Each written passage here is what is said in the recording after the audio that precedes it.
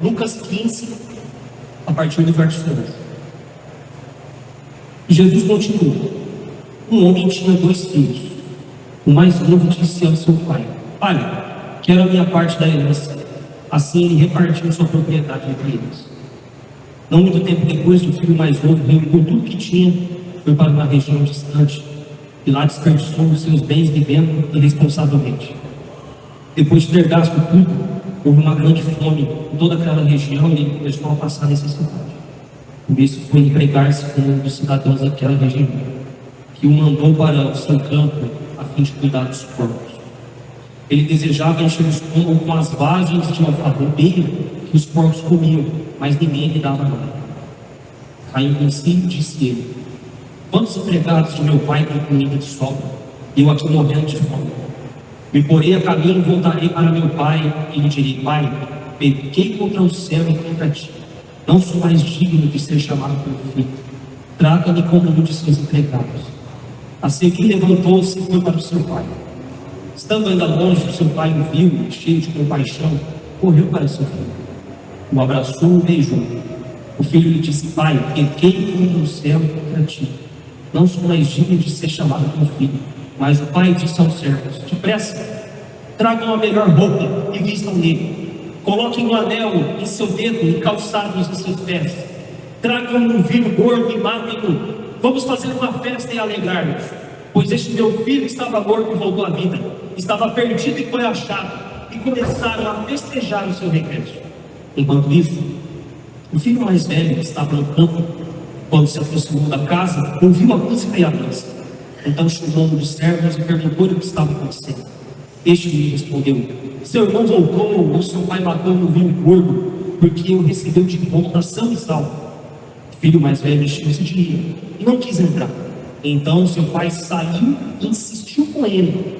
Mas ele respondeu ao seu pai: olha, todos esses anos tenho trabalhado como escravo ao teu serviço e nunca desobedeci às tuas ordens. Mas tu nunca me deste um cabrito para festejar com os meus amigos. Mas quando volta para casa esse teu filho, que esbanjou os teus bens com as prostitutas, matas um novilho gordo para ele.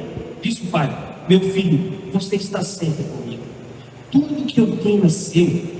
Mas nós tínhamos que celebrar a volta desse seu irmão e alegrar-nos, porque ele estava morto e voltou à vida. Estava perdido e foi achado. Põe sua cabeça. Deus, obrigado por sua beleza, por sua benevolência. Que possamos juntos, Pai, explorar essa parábola e que possamos extrair lições para as nossas vidas, para aplicar de forma concisa, com um olho no texto e outro na vida, coisas que vão edificar a nossa mente, edificar o nosso coração, porque a fé passa pela cabeça antes de chegar no coração. Eu te agradeço, Pai, em nome de Jesus. Amém. Olhe para mim. Estamos falando da famosa parábola do filho pródigo, mas não podemos resumi-la apenas a um filho, mas sim a 2, porque havia um filho que estava perdido fora da presença do pai e um filho que está perdido na presença do pai. Talvez nós pensamos que esse termo pródigo significa rebelde, mas se você procurar no Google, o dicionário do Google vai dar 2 definições. A primeira: pródigo é aquele que dissipa os seus bens, que gasta mais do que o necessário, gastador, esbanjador. E a segunda definição é aquele que é generoso ao dar, liberal, magnânimo. Então, na minha visão, esse termo pródigo se aplica aos 3 personagens dessa parábola. O filho mais novo, que esbanjou rebeldia e foi embora. O mais velho, que esbanjou arrogância na casa do pai. E o próprio pai, que é um gastador de amor, porque mesmo sendo ofendido, ele vai em busca dos 2. E esse é o Deus que nós servimos. Esse é o Deus que vem à nossa vida. Nós temos o costume de dizer que nós aceitamos Jesus. Sim ou não? Eu aceitei Jesus. Mas, irmão, é o Pai que decide se revelar a nós. E se não fosse o Pai decidir se revelar a você, no momento específico da sua vida, você não estaria aqui, eu não estaria aqui, nós não estaríamos aqui. Então, graças ao amor maravilhoso dele, nós abandonamos o pecado, nós estamos numa vida de retidão, não para mostrar para os outros que nós somos melhores, mas nós estamos aqui porque nós amamos a presença dele. Quantos creem nisso? Dizem amém. Glória a Jesus.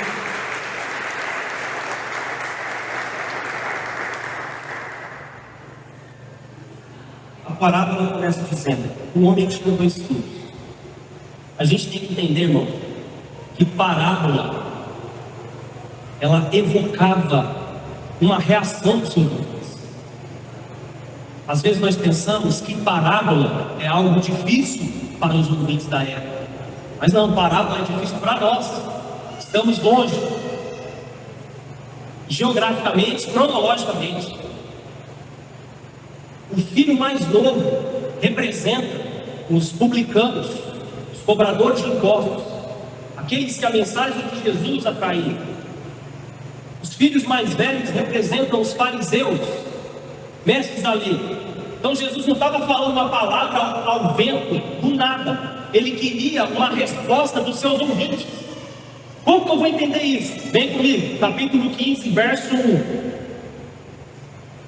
Todos os publicanos e pecadores estavam se reunindo para ouvi-lo, mas os fariseus e mestres da lei criticavam: este homem recebe pecadores e come com eles. Eu te pergunto, a nossa mensagem tem atraído pecadores ao arrependimento? A nossa mensagem hoje, na Igreja Apostólica em Água, tem atraído pessoas para receber e ouvir sobre o amor de Deus? Porque se não tem atraído, alguma coisa está errada com a nossa mensagem. Porque se Jesus atraía essas pessoas, e os fariseus ainda apontavam o dedo para ele e falavam: você come com pecadores. Então devemos prestar muita atenção. O público-alvo de Jesus era pecador e mestres da lei. Os pecadores deliberados e os mestres da lei que faziam a religião da época. Qual é o perigo? Perigo para 2026, para mim e para a sua vida, principalmente para nós que estamos aqui como igreja. O maior perigo é a gente estar dentro da casa do Pai, com o coração seco. Está dentro da casa do Pai, reclamando de tudo. Tem bênção, tem maravilha, tem coisa boa, mas você não se atenta a isso. Você reclama de tudo, fala de tudo, não move uma palha, não dá R$1 de dízimo, e ainda quer que nós colocamos o teu nome no telão para falar: olha como você é lindo.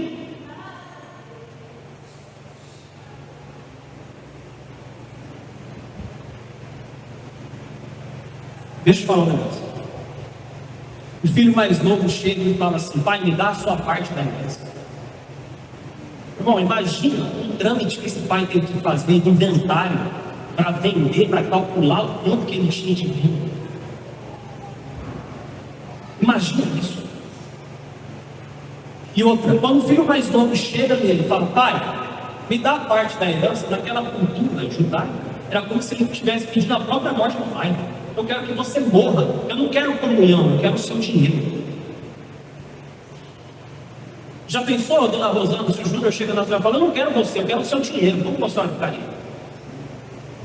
Carlinhos, como você ficaria se a Thaís chegasse: eu não te quero, Carlinhos, eu quero o seu dinheiro, eu quero as vans, eu quero as câmeras, eu quero essa churrasqueira. Como ficaria o seu coração? O que esse pai vai e faz? Ele divide, irmão. Ele divide e dá a porção de cada um. E olha que maravilhoso. No passado, naquela época, o filho mais velho, ele tinha direito à porção dupla. Por exemplo, ele tinha 2 filhos, então reparte em 3, porção dupla para o filho mais velho, e 1/3 ficava para o filho mais novo. Ou seja, quem ficou com mais nessa divisão? Quem? Exatamente, o mais velho. E ele vai embora. Naquele lugar, ele passa mal, ele gasta tudo. Lembre-se, ele é um esbanjador. Lembre-se, vamos trazer para o nosso tempo. É como se ele tivesse saído da sua casa, Carlos. Imagine isso. Está saindo da tua casa, com limusine, roupas da Gucci, tênis da Nike, uma carruagem maravilhosa, falando: tchau, estou indo para um lugar distante, não quero mais te ver. Qual lugar distante? São Paulo, Rio de Janeiro, Belém do Pará. Pensando no texto, para onde esse cidadão foi? Alexandria, Atenas, Éfeso, qualquer outra cidade do mundo antigo, Roma, Grécia, não sabemos. Nós sabemos que nesse lugar onde ele foi, ele gastou tudo o que ele tinha. Tudo que ele tinha pegado de herança, ele gastou. E olha que surpreendente, irmão. Quando o pai chega aqui, ó, vem comigo. Assim ele repartiu a sua propriedade entre eles. Essa palavra aqui, propriedade, no grego, é bios, quer dizer vida. Ou seja, não repartiu dinheiro, ele repartiu a própria vida com o filho. Porque é isso que nós fazemos com os nossos filhos. Nós damos vida para os nossos filhos. Os nossos bens é a nossa vida que nós estamos investindo neles. Aí esse cidadão chega cheio de arrogância e fala: me dá a minha parte. Imagina o coração do pai. Nós ficaríamos falando assim: olha a afronta que você fez comigo. Eu te dei carro, casa, roupa lavada, e olha o que você faz comigo, meu filho, você me desonra. O que esse pai fez? Deu. Esse pai deu deliberadamente. É a mesma coisa que Jesus faz com nós hoje. Você quer ficar na presença dele? Você quer ir embora da presença dele? Vai embora. Mas eu tenho certeza, se você ficar, Deus vai te honrar. Se você ficar, você vai crescer em graça, em glória, em majestade do Senhor, em conhecimento de Cristo. E é isso que nós ensinamos. Esse pai suporta a dor, vergonha, rejeição, mas ele continua amando. Ele não fechou a porta. Meu irmão, olha para mim, em nome de Jesus, nós temos que ter esse coração. Se alguém sair da nossa vida, não fecha a porta, esse cidadão pode morrer. Quantos creem nisso? A pergunta é: nós temos estômago suficiente para suportar a volta de um filho bastardo, de um filho maldito que foi embora? Nós temos esse coração? Nós temos o coração de suportar aquele que nos desonrou, aquele que nos afrontou, aqueles que nos tratou com desdém? Tem que ser crente para isso, irmão.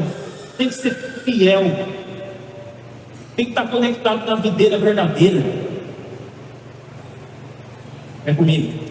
Vem.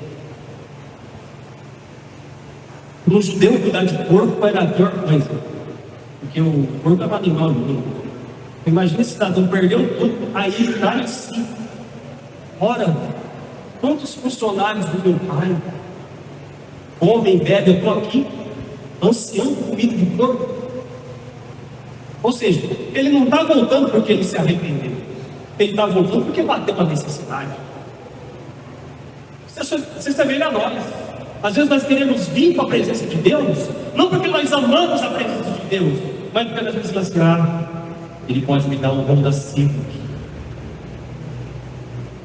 ele pode me dar uma conta gorda, um dinheiro gordo, ele pode me fazer ganhar na meta da virada, servirei ao Senhor por causa disso. Mas olha que pai surpreendente. Mesmo sendo afrontado e desonrado, esse filho mais novo, ele ensaia isso, fala: pai, eu não sou digno, eu não sei. Aqui, ó, cadê? 17. Quantos empregados de meu pai têm comida de sobra, eu aqui morrer de fome? E porei a caminho, voltarei para meu pai e lhe direi: pai, pequei contra o céu e contra ti, não sou mais digno de ser chamado teu filho, trata-me como um de seus empregados. Então ele se levantou e foi para o seu pai. Olha que interessante. Estando longe, seu pai o viu, cheio de compaixão, correu para o seu filho, o abraçou e o beijou. Olha para mim. Lembra quando ele saiu de limusine, calças da Gucci, tênis da Nike? E aqui, ó, o pai o vê de longe. Ele está descalço, fedendo, roupa rasgada. Meu irmão, olha para mim. Você pode estar desconfigurado, você pode estar desconectado, você pode estar além dos olhos dos homens, mas o pai te vê e te conhece de longe e te chama de filho.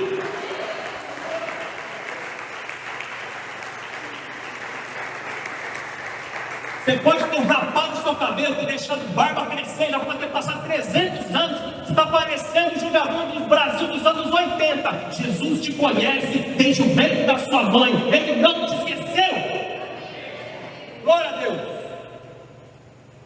E outra coisa, esse pai é maravilhoso, porque você sabia que na cultura judaica, um ancião, dono de terras, não podia correr, porque era motivo de vergonha para o pessoal da vila. O que esse pai faz? Ele quebra protocolos e vai, o filho não deixa nem o filho dizer o script que ele fez na cabeça.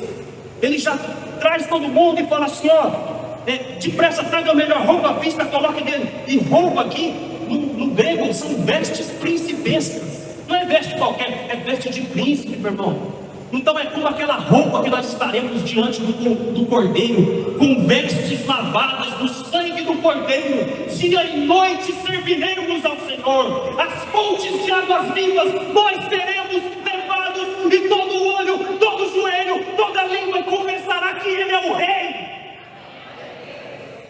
Essa é a nossa esperança. É Ele quem nos dá veste de justiça, é Ele quem nos coloca óleo de alegria, é Ele quem nos faz andar para frente.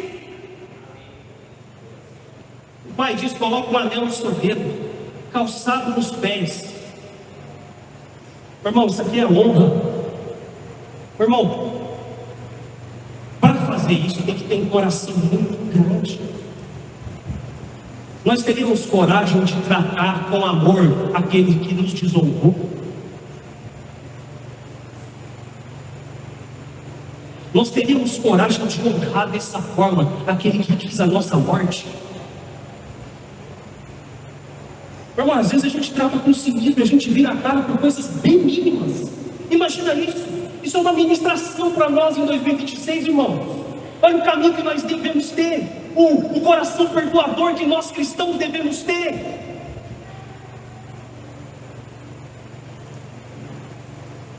O pai disse aos servos, depressa, tragam a melhor roupa, vistam nele, coloquem um anel no seu dedo e calçados nos seus pés, tragam um vinho gordo e matem-no, vamos fazer uma festa e nos alegrar, pois este meu filho estava morto e voltou à vida, estava perdido e foi achado, e começaram a festejar o seu regresso. A gente vê esse novilho gordo sendo colocado na churrasqueira, e a gente pensa que fazer churrasco hoje é a mesma coisa que no passado, meu irmão. Fazer churrasco no passado era algo extremamente difícil.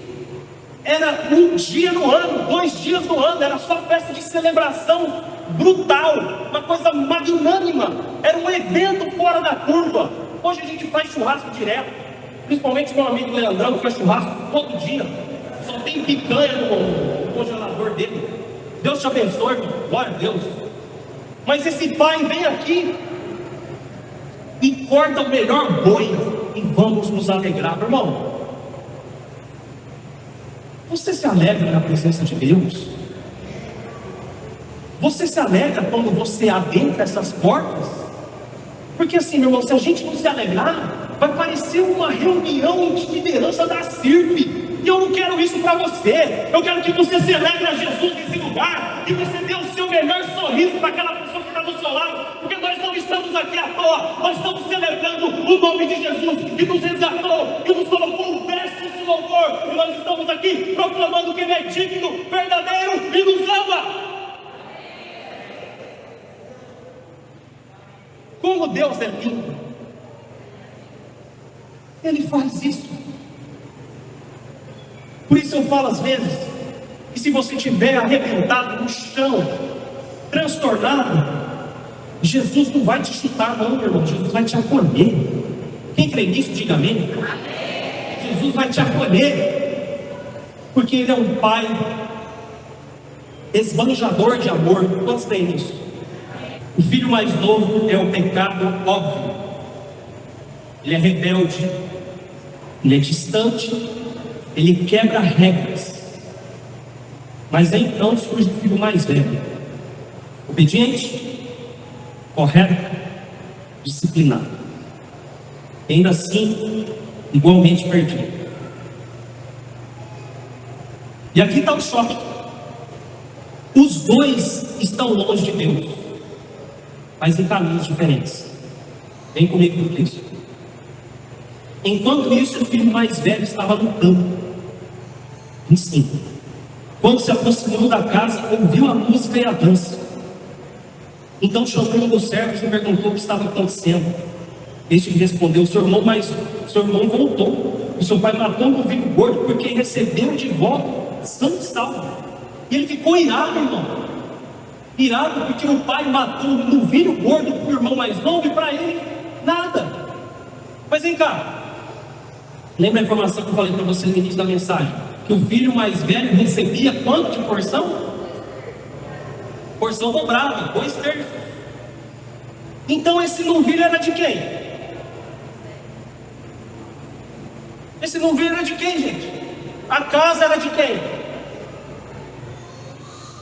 Às vezes nós temos palavra na igreja, louvor na igreja, ministração, comunhão, intimidade, mas nós estamos inconscientes para isso. A gente está reclamando, falando que Deus não fala com a gente. Espera lá.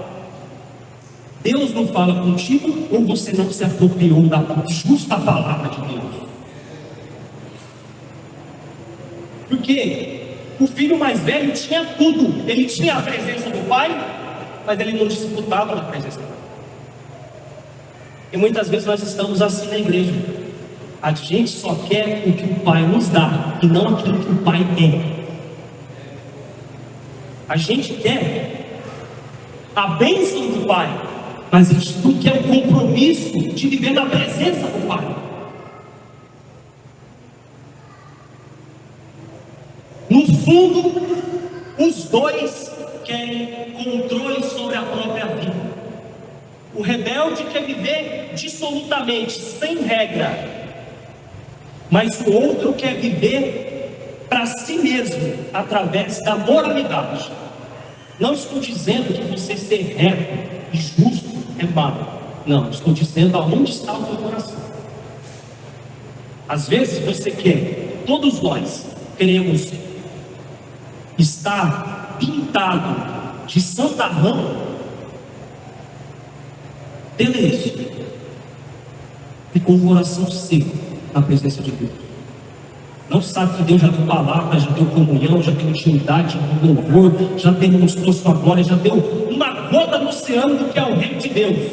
Nós experimentamos em completude, em parte, mas o reino de Deus já está manifesto nesse lugar, como diz amém.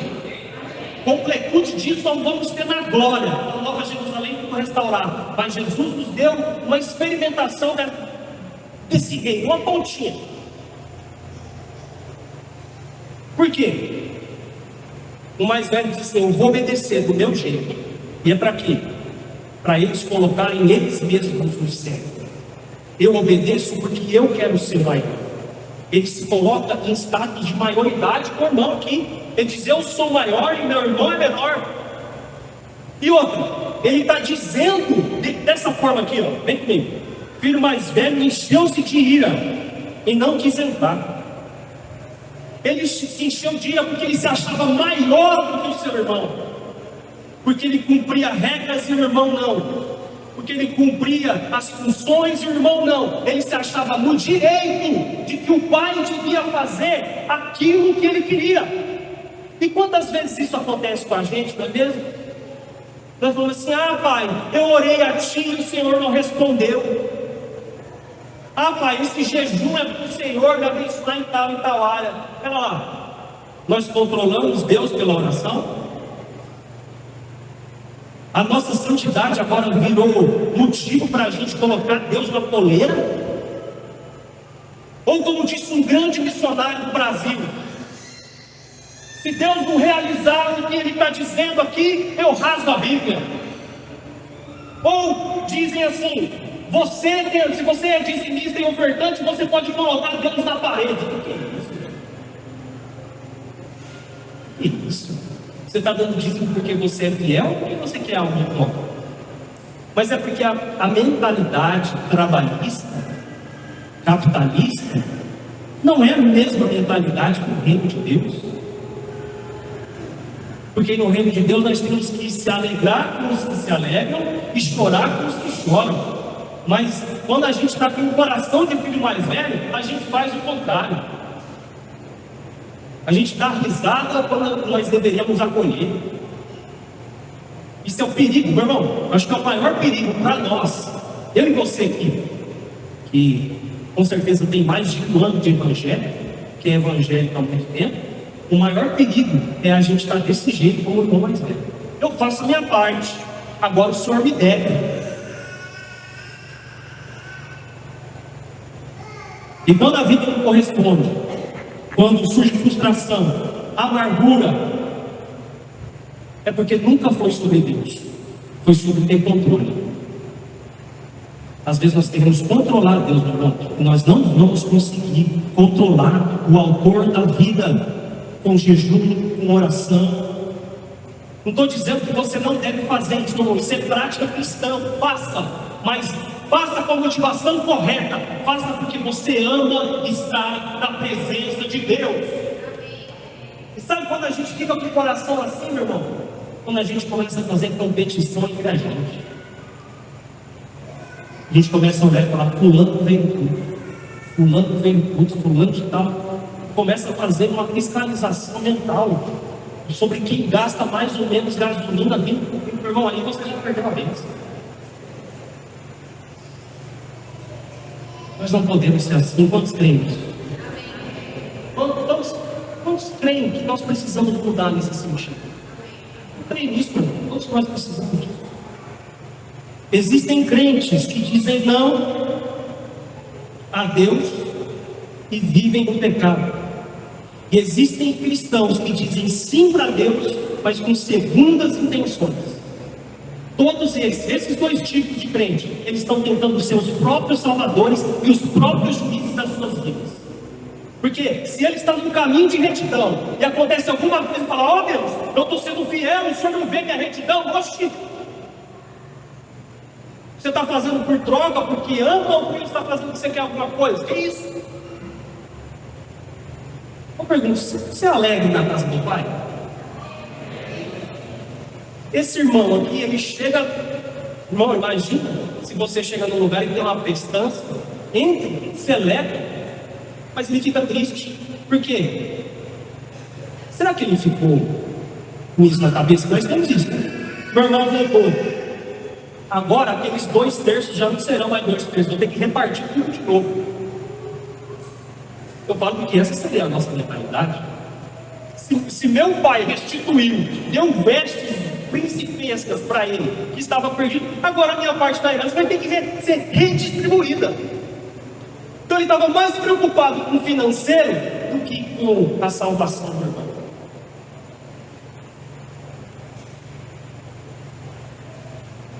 Você pode estar longe de Deus, quebrando regras, ou você pode estar longe de Deus, obedecendo todas elas. Não é a obediência que condena, é a motivação por trás dela. Olha para mim. Por que você faz o que faz? Por que você está aqui na igreja? Meu irmão, uns servem por medo, outros servem por arrogância, por egoísmo. E tem um grupo daqueles que servem porque amam,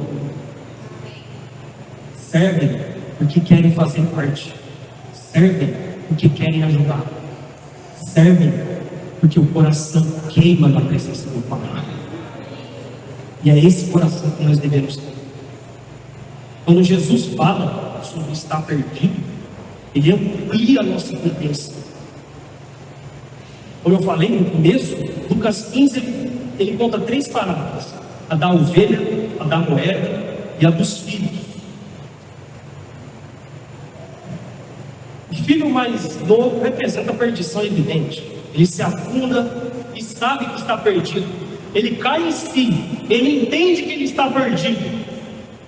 O filho mais velho está na casa do pai e ele acha que está redimido, mas não. Outra coisa, da mesma forma que era uma afronta um ancião correr para buscar um filho, ou para fazer qualquer outra coisa, era uma desonra o anfitrião da festa ter que sair da festa para buscar alguém. Então o pai, ele sofre desonra 2 vezes aos olhos do povo, mas para buscar os seus 2 filhos, um que estava perdido no mundo e outro que estava perdido dentro da casa dele.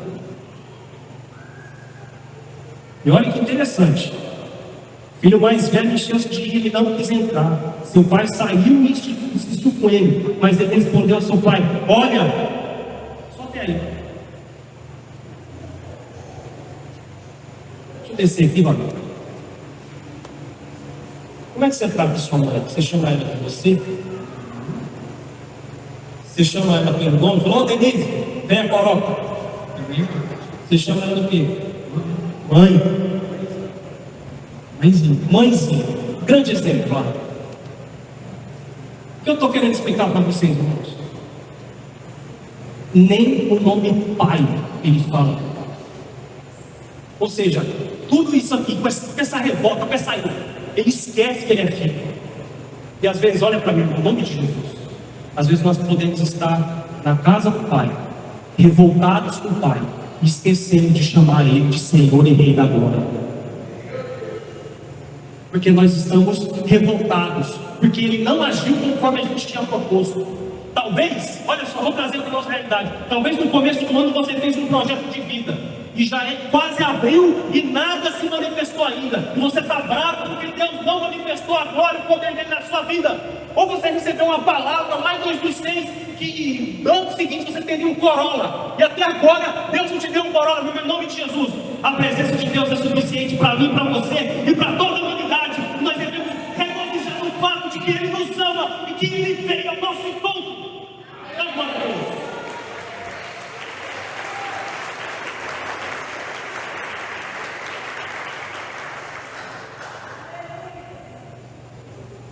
O filho mais velho, ele não está na lama, mas ele está cheio de ira. Irmão, tem gente dentro da igreja com o coração explodindo de ofensa. Eu não sei o que aconteceu, meu irmão. Olha para mim em nome de Jesus. Ao longo da vida nós temos que aprender a liberar, irmãos, o nosso coração. Porque a gente fica preso, ofendido, irado, angustiado. A gente começa a lembrar, e é como se a gente estivesse passando pelo momento, pode ter acontecido há 10 anos atrás, e a gente revive aquele momento de tanta angústia, de tanto rancor que a gente sente, porque o que a gente quer é estraçalhar o pescoço, a gente quer dar um tiro na cabeça, a gente quer dar uma facada no pescoço. Meu irmão, no nome de Jesus, esse mesmo pai que foi afrontado, humilhado, ele não liga para isso. E olha só, o filho mais velho diz: olha, todos os anos tenho te servido, mas tenho trabalhado como escravo no teu serviço, nunca desobedeci as tuas ordens, tu nunca me deixou um cabrito para festejar com os meus amigos. Mas quando volta para casa esse teu filho que esbanjou teus bens com prostitutas, matas o novilho gordo para ele, disse o pai: meu filho. Ou seja, ele não reconheceu a autoridade do pai, mas o pai chama ele de filho. Eu não sei, meu irmão, o que você fez. Eu não sei o que te deixou triste, o que te deixou chateado, o que te deixou ofendido. Mas se esse pai que representa Deus perdoou os 2 filhos, o que estava longe, o que estava perto, e ele perdoa a gente todo dia, será que nós não podemos perdoar os nossos irmãos que estão ao nosso lado? Libera, irmão. Libera isso em nome de Jesus. depois de ter exposto os dois tipos de perdição, surge a pergunta inevitável: como a gente sai disso?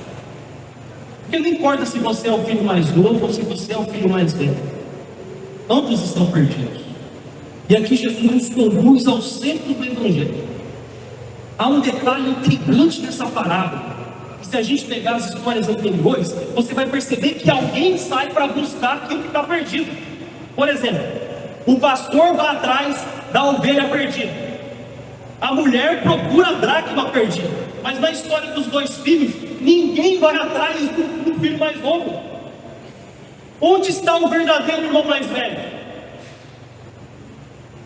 Naquela cultura judaica, por isso que eu falo, vou repetir, a porção dobrada sobre o irmão mais velho não era poder.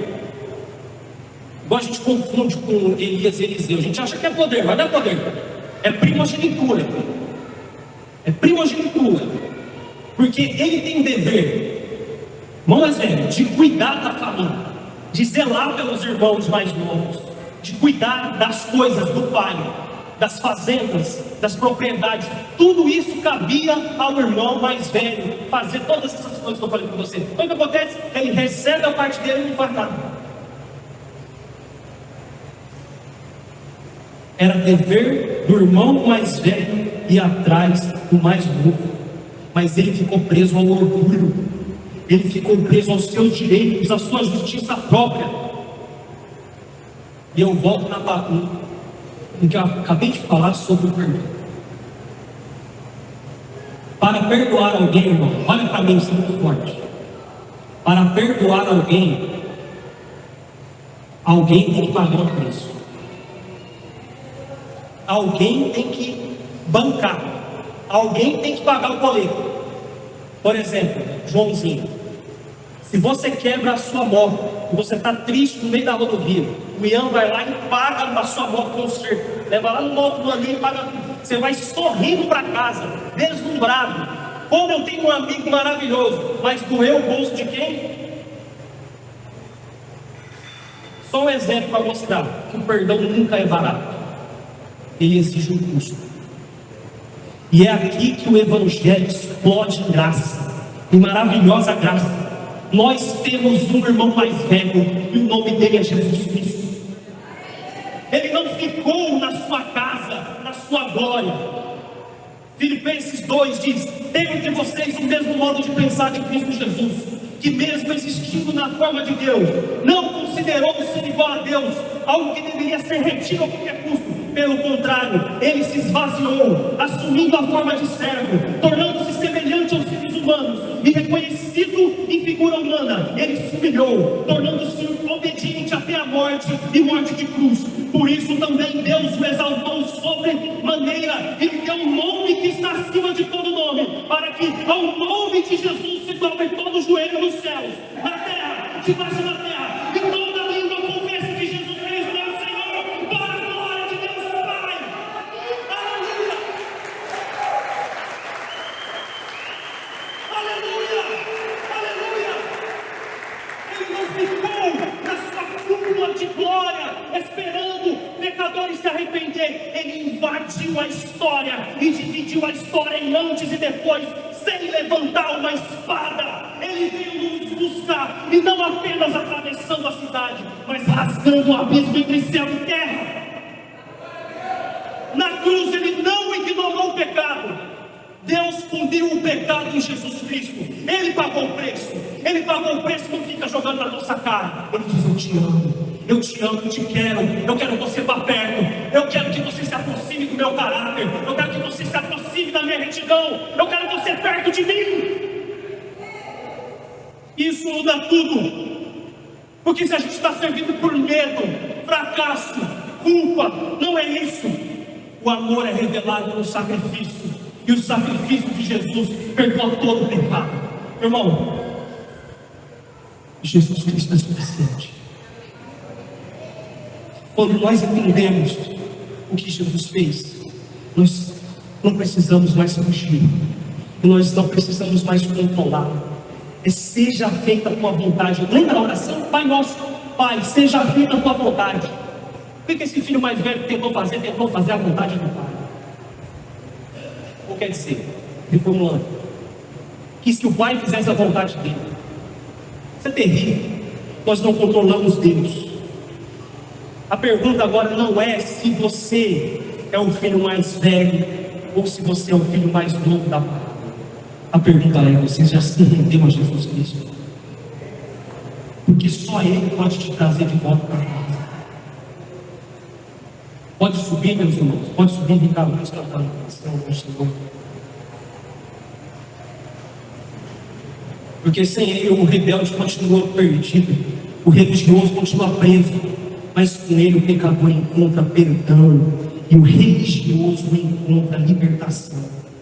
Irmão, nós não estamos buscando apenas um bom exemplo, nós estamos buscando o Salvador das nossas vidas. Fica de pé no seu lugar, vamos orar, Jesus é bom.